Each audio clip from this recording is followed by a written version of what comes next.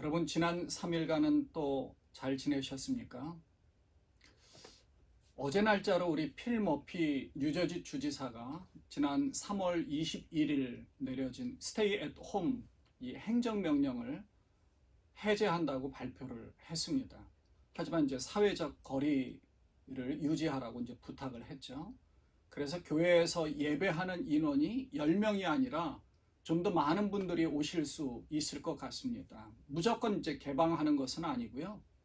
예배당 수용 가능 인원의 25%니까 100명이 앉는 좌석에 한 25명 정도는 가능하다는 것입니다. 물론 이제 1000명이 앉을 수 있는 좌석이라도 최대 50명 이상은 아직은 모일 수가 없죠. 저희 교회는 적어도 한 25명, 30명 정도는 앉을 수 있을 것 같습니다.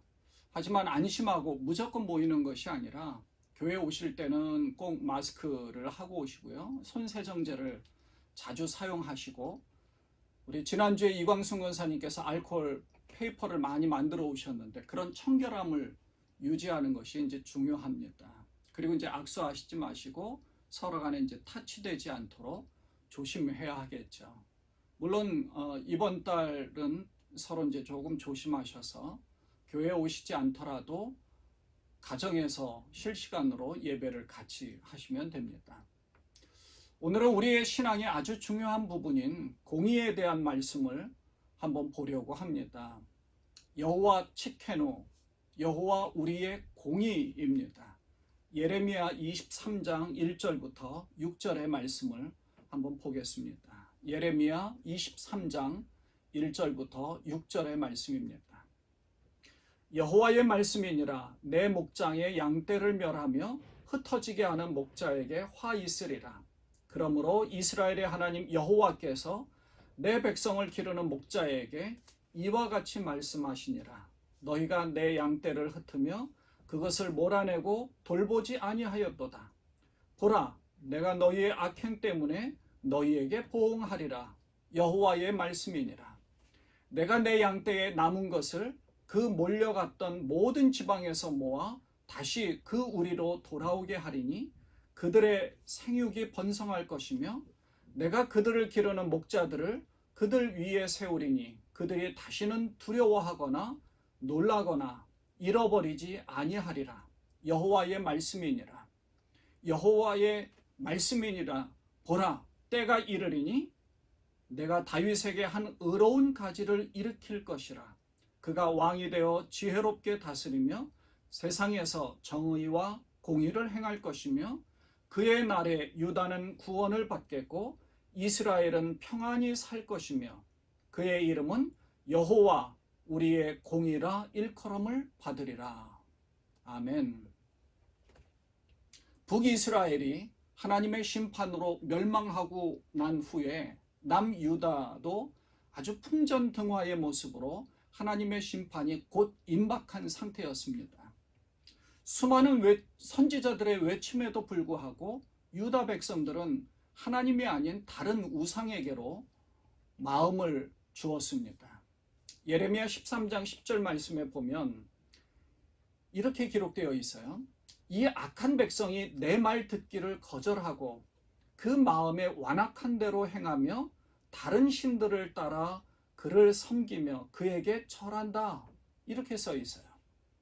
그러니까 백성들만 타락한 것이 아니라 심지어는 제사장들까지도 타락한 모습을 보이자 하나님께서 그들을 심판하시려고 작정하신 것입니다. 오늘 본문에서도 백성들만이 아니라 내 백성을 치리하는 목자들, 제사장들까지도 타락한 모습을 보였다라고 하죠. 그 옛날 죄가 세상에 가득해서 도저히 안 되겠다고 하나님이 작정하시고 물로 세상을 심판하셨던 것과 같이 유다를 심판하시려고 마음먹으신 것입니다. 하나님은 그러나 사랑으로 인간에게 다가오시지만 인간은 하나님 말씀을 붙잡으려고 하는 것보다 하나님 말씀을 불순종하는 그런 모습이 계속 반복이 됩니다. 물로 세상을 심판하실 때 하나님은 세상을 완전히 멸망시키지 않고요. 의인이었던 노아와 노아의 가족들을 통해서 다시금 새롭게 하시고자 했습니다. 하지만 노아의 후손들은 다시 죄가 이 세상 가운데서 가득하도록 하게 되었고요. 심지어는 그 후손들은 바벨탑까지 세워서 자신의 이름을 내려고 했던 것입니다. 하나님은 그때 온 세상의 언어를 혼잡하게 하시고 사람들을 온 지면에 흩으셨습니다. 그리고 계획하신 것이 한 사람을 세우는 일이었습니다. 그래서 아브라함을 선택하시고 아브라함과 하나님의 언약을 체결하셨습니다. 아브라함과 맺은 언약을 지키시려고 이스라엘 백성들이 애굽에서 고통 가운데서 하나님 앞에 기도하였더니 하나님께서 당신의 백성들을 출애굽시키셨습니다. 하지만 큰 이적과 하나님의 살아계심을 목격한 이 출애굽한 백성들이 하나님을 믿기보다는 하나님을 불신했고 결국 40년간의 광야에서 방황하게 됩니다.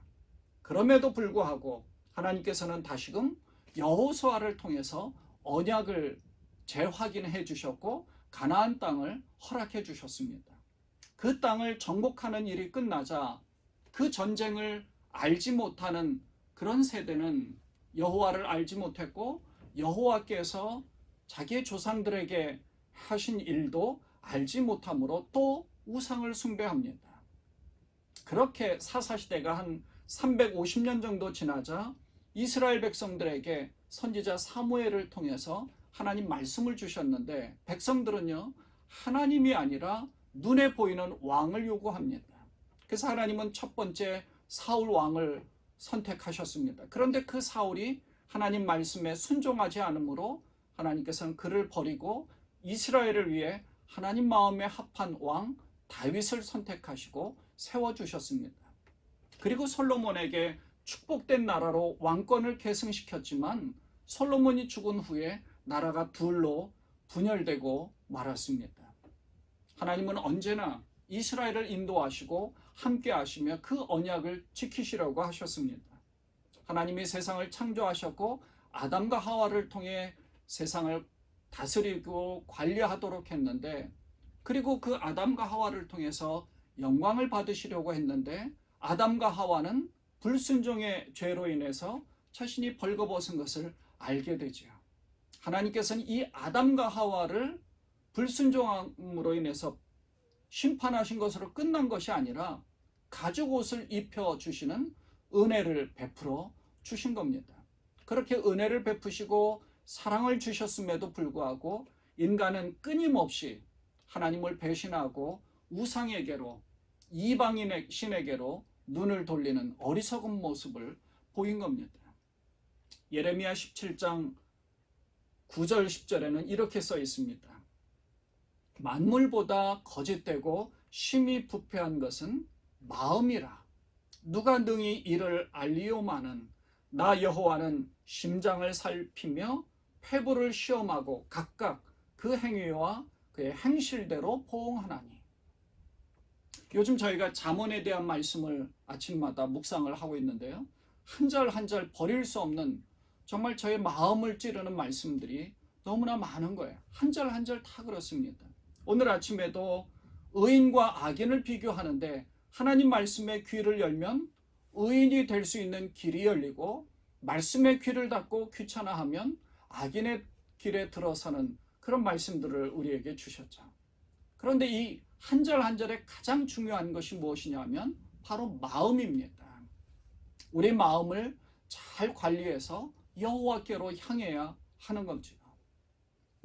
저희 교회 달력 6월의 말씀이 바로 이런 겁니다. 너의 행사를 여호와께 맡기라. 그리하면 내가 경영하는 것이 다 이루어질 것이다 라는 것입니다. 너의 행사를 여호와께 맡기라. 그리하면 내가 경영하는 것이 이루어지리라. 그렇다면 하나님은 인간을 심판하시기를 원하실까요? 아닙니다. 사랑과 긍휼이 많으신 하나님이 인간에게 가죽옷을 입혀주신 것과 같이 모세를 통해서 하나님께 용서를 비는 제사 제도를 가르쳐 주셨습니다. 이 부분에 대해서 제가 갈라디아서의 말씀을 통해서 말씀드린 적이 있었죠. 잠깐 간단히 설명드리면 구약에는 갈라디아서에서는 바울이 이것을 자세하게 간단히 설명을 해 주십니다. 두 개의 언약이 있는데 그것은 아브라함의 언약과 모세의 언약입니다. 아브라함의 언약은 믿음의 언약이고 은혜의 언약입니다. 모세의 언약은 율법과 제사 제도를 통해서 의롭다함을 받게 되는 겁니다. 그렇다면 하나님께서 아브라함과 맺은 언약이 있음에도 불구하고 왜 600년 정도 후에 모세에게 다시 언약을 주셨는가 하면 그것은 아브라함의 언약이 완전하지 못했기 때문에 아브라함의 후손인 그리스도가 오시기 전까지 모세를 통해서 의를 허락해 주신 겁니다. 그러니까 임시방편으로 허락해 주신 것과 같죠. 바울은 그것을 초등선생이라고 했고 저희가 예전에 쓰던 우리 개역 한글 성경 번역에서는 몽학선생이라고 하죠. 그러니까 종이 주인에게 데려다 줄 때까지의 그 과정. 그러니까 모세의 율법이나 이 제사 제도는 완전한 것이 아니라는 겁니다. 그것을 히브리서 10장 1절에서는 이렇게 말씀합니다. 율법은 장차올 좋은 일의 그림자일 뿐이요 참 형상이 아니므로 해마다 늘 드리는 같은 제사로는 나아오는 자들을 언제나 온전하게 할 수 없느니라. 그러니까 모세의 율법과 제사 제도는 단지 그림자와 같기 때문에 온전해질 수 없는 것입니다. 그래서 완전한 하나님의 공의가 필요한 것입니다. 하나님의 의가 필요한 거죠. 의인만이 구원을 받기 때문에 완전한 하나님의 공의가 필요한 겁니다. 그러니까 여호와 츠케누라는 말은 여호와 우리의 공의 되시는 분이라는 사실을 가르쳐 줍니다. 오늘 예레미야 23장에서는 우리에게 그것을 가르쳐 주는 거예요. 오늘 본문에서는 의롭지 못한 당시의 목자들, 곧 지도자들을 이제 고발을 하고 있는데 당시의 정치 지도자들이나 종교 지도자들이 자신들의 이익을 취하기 위해서 이스라엘 백성들을 다 흩어지게 했습니다. 양떼들을 이용한 거예요. 유다의 마지막 왕인 시드기야가 있습니다. 한국말로는 이제 시드기야라고 했는데요. 사실 영어 발음으로는 체드키야입니다. 그 이름의 뜻이 의롭다입니다. 근데 하지만 이 시드기야는 그 이름과는 정반대로 악한 왕이었습니다. 예레미야 52장 2절 말씀에 보면 그가 여호야김의 모든 행위를 본받아 여호와 보시기에 악을 행하니라 이렇게 써 있어요. 그러니까 치드키야는 의롭지 못한 악한 왕이고 사꾼 목자와 같은 자였습니다. 그래서 이 시드기야 때문에 유다는 바벨론에 의해서 멸망하고 말았죠. 하나님의 심판이 임한 것입니다. 이와는 반대로 여호와께서는 이 치드키야가 아니라 치드케누라는 하나님 여호와는 우리의 공의가 되시는 분이라는 것을 가르쳐 줍니다. 치드라는 같은 어근을 사용을 하죠. 여호와 라, 곧 하나님이 우리의 목자가 되어 주신다고 그 이름을 우리에게 가르쳐 주셨습니다. 칫케누, 여호와 우리의 공의, 의가 되시는 하나님이 우리와 함께 하신다는 겁니다. 그래서 하나님이 이 어두운 시기, 어두운 심판의 시기에 여호와 칫케누, 여호와 우리의 공의로 우리에게 나타나셨고 우리에게 새로운 언약, 새 마음을 주신 겁니다. 예레미야 31장 31절 말씀에 보면 하나님과의 올바른 관계를 맺는 것을 이제 말씀하시는데 곧 공의롭고 새 마음을 갖게 하는 말씀입니다. 1절부터 3절 말씀은 이렇게 써 있어요. 31장 31절부터 33절에 내가 이스라엘 집과 유다 집에 새 언약을 맺으리라.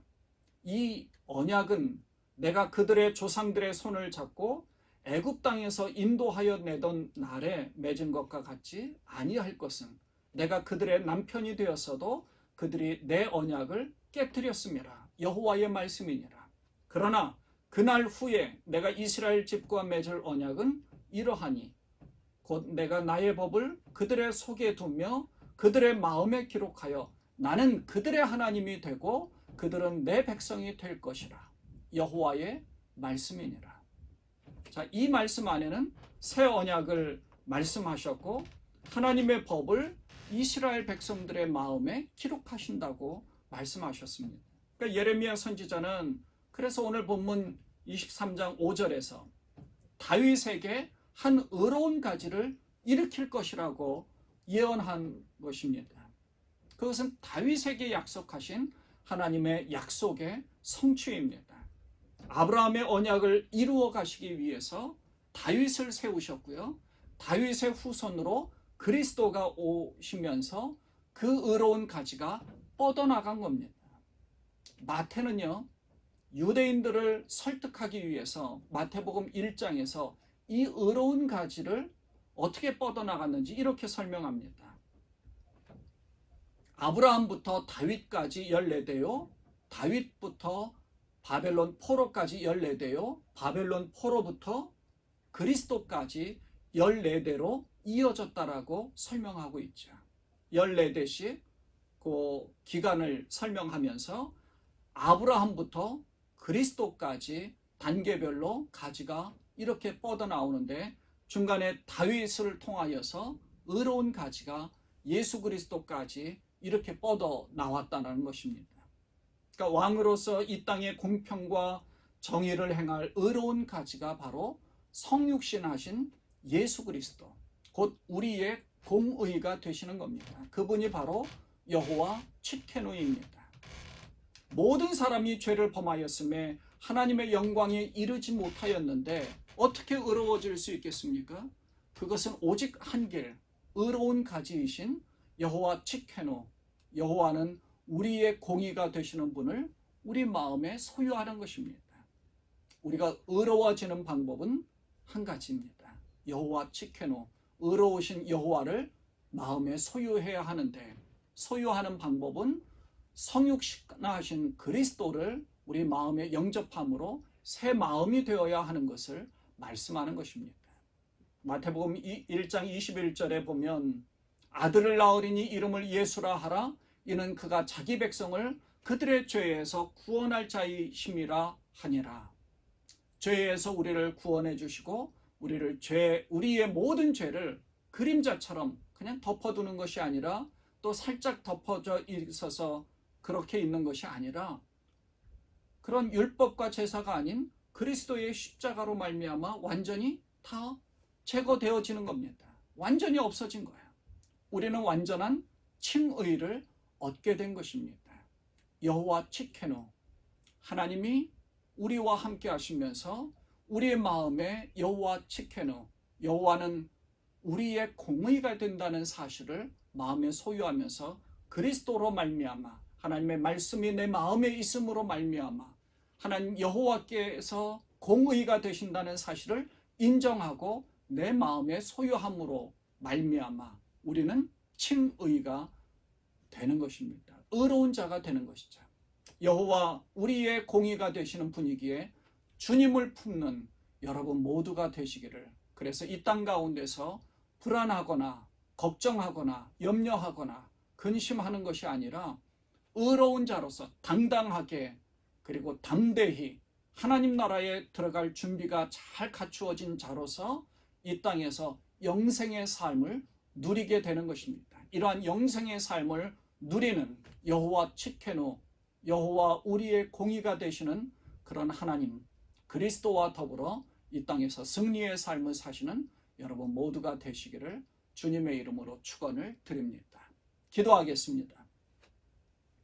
참 좋으신 하나님 아버지, 여호와 칡케노, 여호와 우리의 공의가 되시는 그런 하나님이신 사실들을 우리가 분명히 믿고 그리스도를 통하여서 이 땅에서 승리의 삶을 살아가도록 도우심을 감사드립니다. 언제나 이 땅 가운데서 그리스도로 말미암아 승리의 삶을 살아가며 영생의 삶을 누리면서 살아가는, 그래서 담대하게 이 땅 가운데 축복된 삶을 살아가는 우리 모든 자들 되도록 하나님 축복하여 주옵소서.